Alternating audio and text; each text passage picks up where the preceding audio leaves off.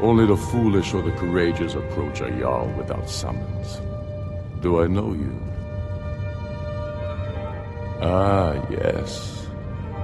Destined for the chopping block, if I'm not mistaken. Railof's alive. I hope that's true. He's a damn good man, but he hasn't returned yet. So I'll need to wait for his account. For now, speak with Galmar. I'm always looking for able fighters. Not everyone can say they made it out of Helgen. Seems we're all branded villains these days. So long as your criminal past stays in the past, and you fight for me with honor and integrity, we'll welcome you into our ranks. Think I need to send Bolgraf a stronger message?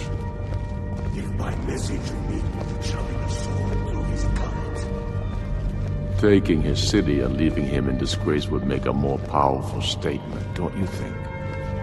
So we're ready to start this war in earnest then? Soon. I still say you should take them all out like you did dead King Torrig. Torrig was merely a message to the other Jarls. Whoever we replace them with will need the support of our armies. We're ready when you are. Things hinge on Whiterun. If we can take the city without bloodshed, all the better. But if not... The people are behind you. Many, I fear, still need convincing. Then let them die with their false kings. We've been soldiers a long time. We know the price of freedom. But people are still weighing things in their hearts. What's left of Skyrim to wager? They have families to think of. How many of their sons and daughters follow your banner? We are their families. Well put, friend. Tell me, Galmar, why do you fight for me?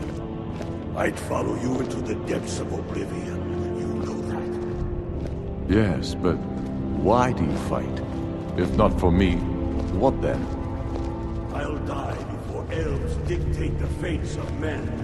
Are we not one in this? I fight for the men I've held in my arms, dying on foreign soil. I fight for their wives and children whose names I heard whispered in their last breath. I fight for we few who did come home, only to find our country full of strangers wearing familiar faces. I fight for my people, impoverished to pay the debts of an empire too weak to rule them, yet brands them criminals for wanting to rule themselves. I fight so that all the fighting I've already done hasn't been for nothing. I fight because I must. Your words give voice to what we all feel, Ulfric. And that's why you will be High King. But the day words are enough will be the day when soldiers like us are no longer needed. I would gladly retire from the world, were such a day to dawn. Aye, but in the meantime, we have a war to plan. Speak with Galmar. He'll size you up and see where we can best use your talents. Not entirely true, though not entirely false either. Any Nord can learn the way of the voice by studying with the Greybeards, given enough ambition and dedication. My shouting Torg to the ground proved he had neither. However, it was my sword piercing his heart that killed him. Damn Tullius. He's pocketed men in the rift. It's dangerous having Imperial skulking about on the southern border of East March. We're fighting because we're done bleeding for an empire that won't bleed for us. Untold numbers of Nords died defending the empire against the Dominion. And for what? Skyrim being sold to the Thalmor so the Emperor could keep his throne. We're fighting because our own Jarls, once strong, wise men, have become fearful and blind to the people's suffering.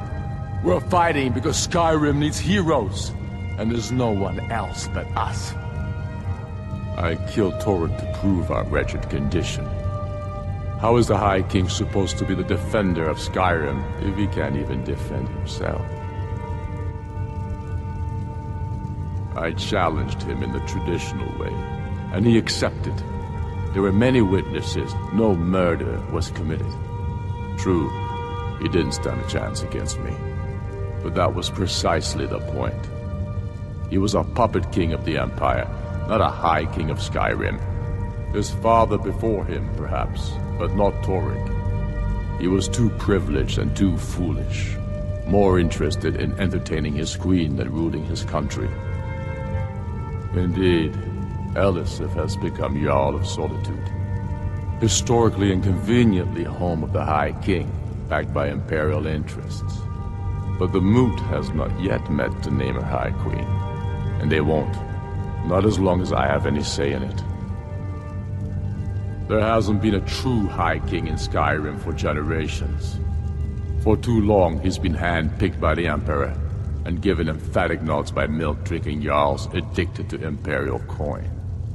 It's time we had a real High King, one of our own making.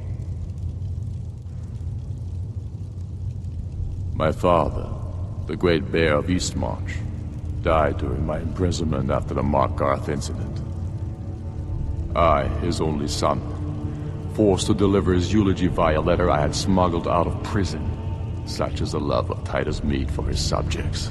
When finally set free, I returned to Windhelm and was greeted by a city in mourning, at one with my own grief and anger, clamoring in angry voices, calling out for justice, for war.